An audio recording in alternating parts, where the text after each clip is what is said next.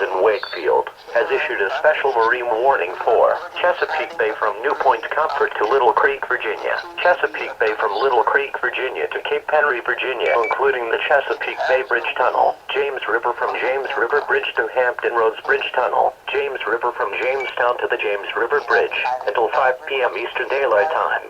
At 4:08 p.m. Eastern Daylight Time, Doppler radar indicated a thunderstorm capable of producing strong winds to 40 knots and small hail over Hampton Roads Bridge Tunnel, moving northeast at 35 knots.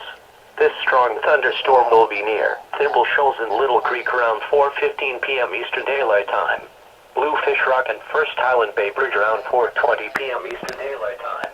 Mariners can expect strong winds to 40 knots, small hail, high waves, dangerous lightning, and heavy rains. Boaters should seek safe harbor immediately until this storm passes.